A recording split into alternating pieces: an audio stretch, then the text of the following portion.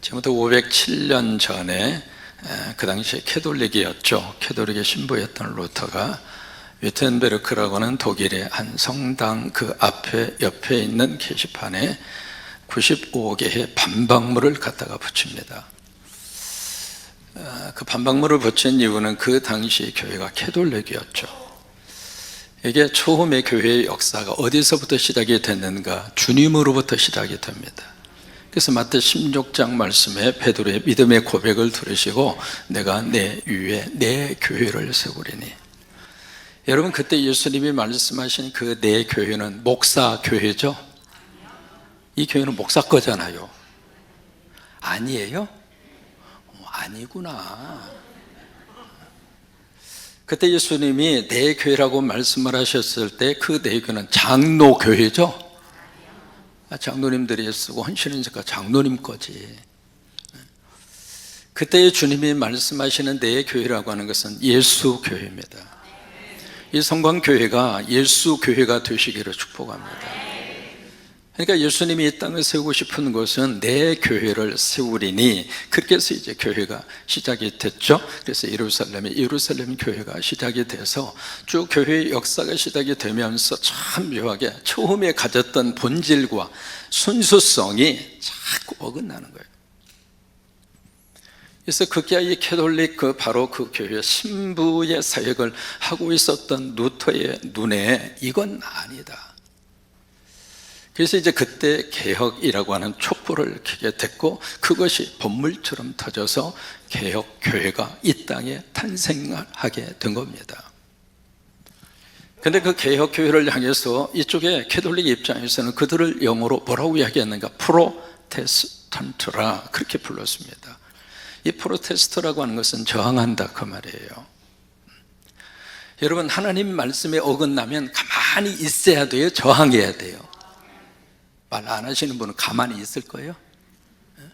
성경 말씀과 전혀 배치가 되면 여러분 침묵해야 돼요? 소리를 질러야 돼요? 소리를 질러야죠. 지금 국회에서 지금 17년째 계류 중인 법 하나가 있습니다. 차별금지법이라고 하는 법이에요. 우리가 예수님 안에서요, 사람은 차별하면 안 됩니다. 그건 성서적입니다. 그 법으로 제정할 필요가 없이 어떤 사람이라 할지라도 하나님의 형상대로 지음받은 너무 귀한 존재예요. 신체적으로 어떤 장애가 있든 없든, 심지어 그가 성적으로 어떤 성향을 가지고 있든 그렇지 않든, 그를 떠나서 그 인간 그 자체는 여러분 차별하면 돼요? 안 돼요? 그건 성서적이지 않아요. 그 법 자체가 나쁜 건 아닙니다. 다만 그 속에 묘한 독소 조항이 들어있어요. 그것은 성서적이지가 않거든요. 그러면 성서적이지 않는 그 법을 통과시키려고 하면 예수 믿는 사람은 저항해야 돼요? 아니면 주여 뜻대로 하옵소서 하고 가만히 있어야 돼요? 그래서 프로테스트한 거예요. 캐톨릭이 하고 있는 이 교회 안에서의 예법도 그러고, 캐톨릭의 운영의 방법도 그러고, 캐톨릭이 추구하고 있는 교리라든지 신학이라든지 이런 모든 내용들이 하나님의 말씀의 빛으로 봤을 때는 아니라 이거예요. 그래서 루터는 그들에게 이건 아니다, 프로테스트. 그래서 캐톨릭의 입장으로서는 자기의 기존 질서에 저항하는 것가 되잖아요. 그래서 그들은 우리를 향하여 프로테스탄트라, 그대들은 저항하는 사람들이다 해서 영어로 프로테스탄트라고 하는 말이 거기서 나온 겁니다. 여러분, 이 개혁이라고 하는 말을 쓸 때 이 개혁이라고 하는 이 단어가 영어로는 뭐라고 이야기하냐면 리폼이라고 하는 말을 써요. 이 폼이라고 하는 단어가 들어있잖아요. 폼이라고 하는 것은 어떤 틀, 어떤 프레임, 아니면 어떤 본질과 기본, 그것을 이 프레임이라고 하는 단어를 쓰거든요. 근데 이 프레임이 있는데 이 프레임을 어떻게 하는가? 리하겠다 그 말이에요. 영어에 접두어 RE, 리자라고 하는 말이 붙어 있으면 이 단어의 뜻은 again이라고 하는 뜻이에요. 그러니까 개혁을 하는데 이게 혁명이라고 안 했습니다. 종교를 완전히 엎어버리겠다. 그래서 종교 혁명을 일으키자. 혁명이라고 하는 말을 쓰지 않고 개혁이라고 하는 말을 쓴 거예요. 원래 폼이 있었는데 그 폼의 자리에서 어긋난 거예요. 원래 있어야 되는 기본의 본질을 붙들고 있어야 되는데 그 본질 자체가 완전히 변질된 거예요. 그래서 이것을 다시 본래의 자리로 돌아가자. 원래 있어야 되는 그 자리로 다시 개선하고 회복하자. 그래서 개혁이라고 하는 말을 쓴 거예요. 여러분, 이 개혁은 과거에 한 번 했으니까 끝난다, 그거 아니에요. 계속 개혁을 해야 돼요. 우리가 개혁된 교회에서 신앙생활을 하면서 과거의 습관과 지금 내가 하고 있는 믿음의 이 패턴이 너무 익숙해서 편하고 좋은 것은 좋지만 그게 영적 매너리즘에 빠지면 안 돼요. 개혁하셔야 돼요. 새로워지셔야 돼요. 다시 본질로 돌아가셔야 돼요. 그러면 여기 폼이라고 말씀을 하고 있는 이 개혁교회가 가지고 있는 세 가지 가장 중요한 원리가 있습니다. 그것을 라틴 말로 솔라라 그래요. 솔라라고 하는 뜻이 다만이라고 하는 뜻입니다. 첫 번째가 오직 성경으로만. 같이 따라서 하십니다. 오직 성경으로만, 오직 은혜로만, 오직 믿음으로만. 이 세 가지의 것이 개혁된 교회의 가장 중요한 신앙의 원리입니다. 그 첫째가 바로 뭐라고 그랬어요? 오직 성경으로만. 왜 이 단어가 나오게 됐는가? 여러분, 그 당시에 캐톨릭에서는요, 이 모든 성경이 라틴 말로 되어져 있었습니다. 그런데 라틴 말은 고급 언어였기 때문에 귀족들 외에는 라틴 말을 접할 수 있는 일반 국민들이 하나도 없었어요. 그러니까 그들 손에 성경이 있지도 않고요, 성경을 보급하지도 않았고, 이 성경을 설령 그들이 본다 할지라도 라틴 말을 배운 적이 없기 때문에 라틴 말을 읽을 수도 없고 라틴 말을 들어도 무슨 말인가를 몰라요. 또 하나, 이 성경을 해석할 수 있는 절대 권위가 어디에 있었는가? 사제들에게 있었습니다. 그리고 최종적인 성경 해석의 권위를 교황이 가지고 있었어요. 예배에 참여를 해도 도대체 저 신부님이 무슨 강의를 하는지, 틀렸는지 맞는지 알까요, 모를까요? 제가 만약에 제가 알고 있는 헬라어를 가지고 여러분들에게 막 설교를 좀 한다고 가정을 해봐요. 여러분 헬라 말 아세요? 그러면 제가 틀렸는지 맞는지 알아요, 몰라요? 그랬다. 그래서 루터는 이게 아니다. 하나님이 우리에게 말씀을 주셨을 때는 말씀을 우리들 손에 들려주시려고, 그래서 말씀이 육신이 되어서 이 땅에 주님이 오셨는데 그 말씀을 왜 사제들만 독점하느냐? 이건 아니다. 그래서 라틴 말을 독일어로 번역합니다. 그래서 평신도들이 이 성경을 손에 가질 수 있도록, 평신도들이 성경을 읽고 성경을 통해서 은혜를 받고, 여러분 하나님 말씀 속에 성령의 역사가 있습니다. 모든 하나님의 말씀은 성령의 감동으로 됐기 때문에 어느 불이든지 성령의 역사로 성경이 펼쳐지는 순간에 이 하나님의 말씀이 내 속에 은혜로 와닿습니다. 하나님의 음성으로 들려지게 됩니다. 그러면 그 말씀이 지금도 살아서 운동력이 있고 좌우에 날선 어떤 것보다 예리해서 나의 질병을 치료하고 내 눈물을 닦아주고 내 인생에 새로운 희망을 주시고 천국을 바라볼 수 있도록.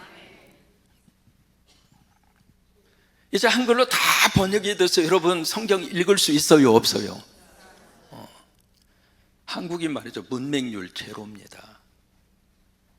여기 루터는 이 종교 개혁을 일으키면서 가장 중요한 원리로 오직 성경으로만. 제가 강의 설교를 하게 된 동기가 있습니다. 전 세계적으로 강의 설교가의 대가가 아주 유명한 분이 코스타 메사라고 하는 그곳에서 목회를 하시던 척 스미스 목사님이세요. 그분의 간증을 들으면서 참 제가 은혜를 받았어요. 그분이 목회를 시작하면서 설교 준비를 딱 3년치만 준비를 했어요. 그래서 3년치 설교가 끝나면 교회를 바꿔. 그러면 설교를 또 3년간 써먹을 수 있잖아요. 그래서 이제 그런 식으로 해서 두어 번 교회 이렇게 바꾸셨는데, 그분이 코스타 메사 오렌지 카운티 바로 옆에 있는 그 마을에서 이제 목회를 하시는데 3년이 다 된 거예요. 그래서 이제 교회를 바꿔야 되잖아요. 왜? 설교할 재료가 떨어졌으니까. 그래서 이제 바꿔야 되는데, 이분이 뭘 좋아하느냐면 그 바닷가에서 서핑이라고 해서 파도 타는 거 있잖아요. 그걸 너무 그걸 좋아해요. 근데 코스타 메사 그 지역 바로 옆에 뉴포트 비치라고 하는 그 비치에 너무 환상적이거든요. 거기서 서핑을 타기가. 그래서 이게 설교를 생각하면 교회를 바꿔서 떠나야 되는데, 그 취미 생활을 하고 싶어서 떠나기가 싫은 거예요. 그래서 어떻게 할까 고민을 하다가, 그러면 네가 설교하는 재료를 만들면 되잖아. 그때 하나님께서 주신 음성이, 네가 왜 네 마음대로 본문을 선택해서 설교 준비를 하려고 하느냐. 그런 식으로 하다 보니까 설교거리가 3년치 분량밖에 없지 않느냐. 이제 성경으로 돌아가라. 네가 선택하지 말고 성경이 너를 선택하게 해. 그래서 이분이 가장 먼저 강의 설교한 것이 요한 1서입니다. 그것을 교인들에게 미리 광고했습니다. 다음부터 내가 더 이상 지금까지 했던 설교 스타일을 바꾸겠습니다.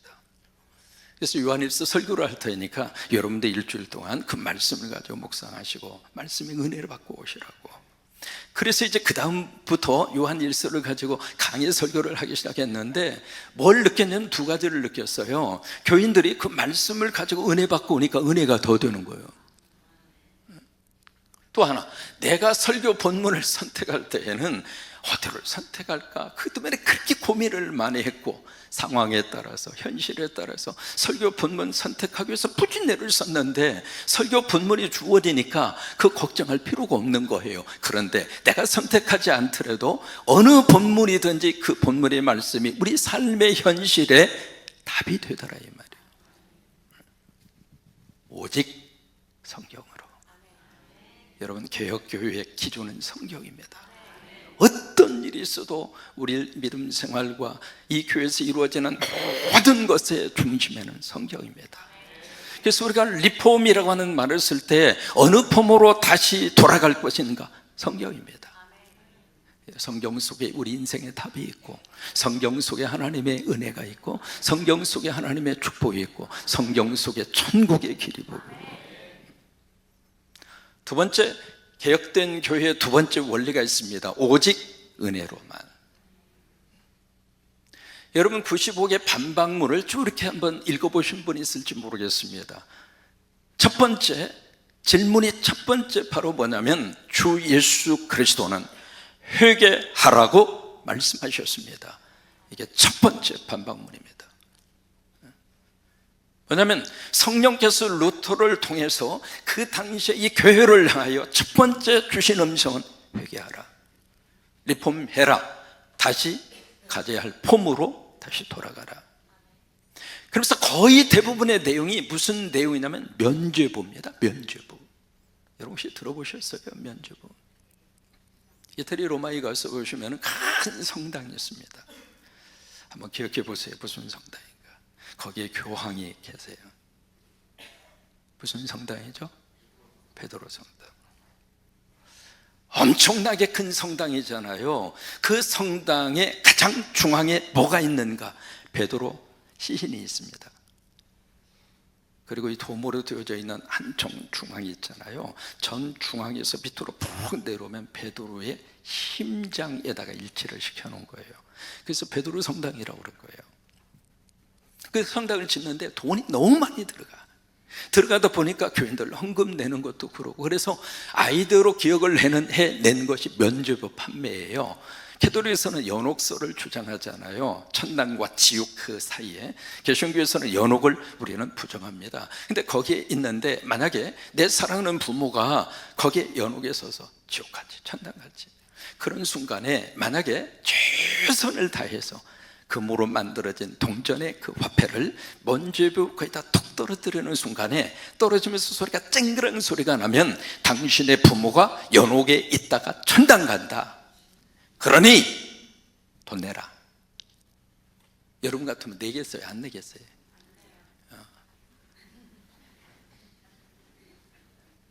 자식된 입장에서 생각해 보세요. 안 낼 것 같아요? 그렇게 해서 이제 베드로 성당에 지어줍니다. 거기에 대해서 이 루터는 종교개혁의 횃불을 들면서 면죄부해서 거기에 내가 헌금을 했기 때문에 내가 구원받고 내가 하나님의 자녀되고 천만의 말씀, 내가 구원받는 것은 은혜다, 오직 은혜일 뿐이다. 여러분, 우리 삶 속에 은혜가 빠지고 나면 아무것도 남는 게 없습니다. 지금까지 살아온 것도 은혜고, 살고 있는 것도 은혜고, 이 자리에 있는 것도 은혜고, 아멘할 수 있는 것도 은혜고. 그래서 우리 개신교회는 오직 은혜만, 세 번째가 오직 믿음으로만. 루터가 이 종교개혁을 일으킬 때 두 권의 성경이 루터의 마음을 사로잡아요. 첫째가 갈라디아서, 두 번째가 로마서예요. 그러니까 종교개혁은 루터나 칼빈이나 쯔빙글이 이 사람들의 종교개혁을 한 게 아닙니다. 사실 종교개혁의 시작은 이미 예수님으로부터 시작이 된 거예요. 그러니까 종교개혁은 이미 말씀으로부터 시작이 된 거예요. 다만 루터나 칼빈이나 쯔빙글의 그 영혼 속에 하나님의 말씀이 불을 질러서 다시 본질로 돌아가라고 운동을 일으키신 거죠. 그 중에 로마서 1장 17절 말씀이잖아요. 복음에는 하나님의 의가 나타나서 믿음에서 믿음에 이르게 하나니 기록된 바 오직 의는 믿음으로 말미암아 살리라. 오직 믿음으로만. 오늘 예수님이 산상수훈의 말씀을 주시면서 교회와 성도의 두 가지의 정체성과 본질을 우리에게 가르쳐 줍니다. 13절에 뭐라고 말씀하시는가? 너희는 세상의 소금이다. 우리말에는 여기에 이제 복수형으로 되어져 있습니다만은 영어 성경을 보시면 you라고 하는 단어를 씁니다. 너는 세상의 소금이다. 너가 누구예요? 한 사람 한 사람? 이 성광교회가 너예요. 두 번째로 14절을 보시면은 너는 세상에 뭐라고요? 빛이라 이 말이에요. 근데 여러분 순서를 잘 기억하시기 바랍니다. 빛이 먼저예요? 소금이 먼저예요? 소금이 먼저예요. 소금이. 그런데 교회 이름을 지어도 다 빛과 소금 교회야. 빛이 먼저야. 여러분, 빛이라고 하는 것은 드러내는 거잖아요. 빛이라고 하는 것은 다른 사람의 주목을 끄는 것이 빛이잖아요. 그런데 성경은 빛이 먼저가 아니라 소금이 먼저란 말이에요. 소금은 안 보이는 거예요. 소금은 희생하는 거예요. 사라지는 거예요. 성경은 소금이 먼저예요. 근데 교회와 성도는 빛을 먼저 가지고 싶은 거예요. 순서가 잘못된 겁니다. 그래서 바로 너는 세상의 소금이라 그 말이에요. 앞으로 소금이 될 것이다. 지금은 소금이 아니지만 신앙생활을 하다 보면 네가 앞으로 소금이 될 거야. 그게 아닙니다. 앞으로 그렇게 소금이 되었으면 좋겠다, 권면도 희망사항도 아닙니다. 아예 우리의 정체성을 아주 분명하게 선언을 해주고 있습니다. 교회는 세상의 소금이다. 그 교회가 작든 크든 예수님이 이 땅에 교회를 세우는 순간 그 교회는 이미 이 땅의 소금이다. 그게 주님의 선언이에요. 여러분, 여기 이제 소금 좀 갖다 놨는데 이번에 바자회 하면서 소금이 대박 났어요. 와, 소금 이 메뉴를 주셔서 이번 바자회를 잘 하게 하셔서 너무 감사하고, 이 일에 귀한 장로님이 애써 주셔서 감사하고. 여러분, 소금이 있습니다만 이 소금의 맛은 무슨 맛이에요? 소금은 달짝지근한 맛이 나더라고. 한국 소금은. 그죠? 안 달어? 소금의 맛은 무슨 맛이에요? 짠맛이라 이 말이에요. 이게 소금하고 설탕하고 색깔이 같잖아요. 색깔이 같은데 이것을 음식에 넣으면서 같은 색깔이니까 이거 넣거나 저거 넣거나 똑같은 거야. 그리고 넣는다면 그 사람이 제정신이에요? 잘못된 거예요? 그러니까 소금이 가지고 있는 고유의 가치의 맛은 바로 짠맛이잖아요. 바로 그거예요. 너희가 세상의 소금이다. 그거예요. 이 성광교회가 바로 이 군산 개복동 여기에 소금이다. 그러면 만약에 가정을 합니다. 소금이 그 맛을 잃으면, 다시 말해 소금의 존재성을 상실하면, 소금이 본래 가져야 할 그 가치성을 상실하면, 그 다음에 질문합니다. 뭘로 짜게 할까? 설탕을 집어넣으면서 이게 짠맛 날 거야 하고 설탕으로 되겠어요? 음식을 정성스럽게 잘 준비를 했는데 만약에 소금을 안 쳤어. 여러분, 소금을 안 치면 그 음식이 맛이 있어요, 없어요? 무조건 음식에는 소금을 쳐서 먹어야 돼. 그래, 안 그래요? 그러니까 소금이 가지고 있었던 본래의 가치성을 만약에 상실하게 된다면 그 소금을 대체할 수 있는 것이 이 땅에 뭐가 있냐? 여러분, 교회를 세우시고 성도들을 세우신 하나님의 큰 뜻이 있습니다. 이 땅의 부패를 방지하고 이 땅을 살릴 수 있는 소금은 여러분과 교회입니다. 무엇으로 그 존재의 가치를 대체할 수 있는 게 뭐냐? 그 후에는 아무 쓸데가 없어서 소용이 없어서 밖에 던져질 뿐이다. 그리고 사람들에게, 그 사람이 누굽니까? 소금의 의미와 가치를 모르는 사람들이잖아요. 그 사람들에 의해서 밟힐 뿐이다. 오늘 우리가 개혁주일에 이 개혁교회로 이 교회가 세워졌습니다. 우리는 계속해서 우리는 개혁의 이 고삐를 놓치면 안 됩니다. 하나님이 기뻐하는 본질의 모습으로 다시 교회가 돌아가고, 다시 또 돌아가고, 다시 또 돌아가고. 신앙생활도 마찬가지입니다. 너무 익숙하려고 하지 마십시오. 예배의 폼에 너무 익숙하려고 하지 마십시오. 믿음 생활 자체가 너무 익숙하는 순간 우리는 형식화됩니다. 그 껍질을 벗어야 합니다. 그래야 매 순간순간마다 성령의 거룩한 터치가 나를 터치하셔서 순간순간 하나님이 허락해 주시는 새로운 은혜와 새로운 축복과 새로운 말씀의 감동이 내 안에 아름답게 메아리칠 겁니다. 제가 미국 목회 생활을 접고 한국에 오면서 가장 고민스러웠던 한순간이 있었습니다. 20년 동안 한 교회에서 전 원고 설교를 처음부터 했습니다. 여러분, 지금도요, 제가 이 원고가 없는 게 아닙니다. 빽빽하게 원고 다 작성을 해요. 여기 와서 하니까 원고 작성도 안 하고 저 양반 저렇게 하나 보다. 혹시라도 그런 오해가 있는 분은 오셔서 원고를 확인하시기 바랍니다. 그래서 20년 동안 원고 설교를 하다 보니까 설교가요 얼마나 많이 쌓여져 있는지, 그것을 놓고 내가 이것을 한국으로 가져갈 것인가 말 것인가. 목사한테 있어서는요, 그 원고, 설교 원고는 생명입니다. 그래서 막 고민했어요. 결론은 그 설교 원고 다 태우고 왔습니다. 왜 그 결단을 했는가? 만약에 원고가 있다면 그 원고 다시 끄집어내서 다시 하고 싶은 유혹을 받았을 겁니다. 지금도 제가 설교하면서 왜 이 강대상을 벗어나서 여기서 이러고 있는가? 작은 이야기입니다만은 우리가 개혁된 교회에서 신앙생활을 하면서 우리 신앙 자체가 너무 그렇게 형식적이지 않도록 매 순간순간마다 내 안에 예수의 생명의 역사가 내 심장이 고동소리처럼 막 울리고, 찬송 하나를 부르면서라도 그 찬송 속에 하나님의 영의 역사가 있고, 하나님 앞에 기도 한마디를 올리더라도 내 마음으로부터 주여 진심 어린 기도를 올리고, 우리는 계속 개혁해서 하나님이 기뻐하시는 그 믿음의 자리까지 나아가는 여러분 되시기를 주의 이름으로 축원합니다.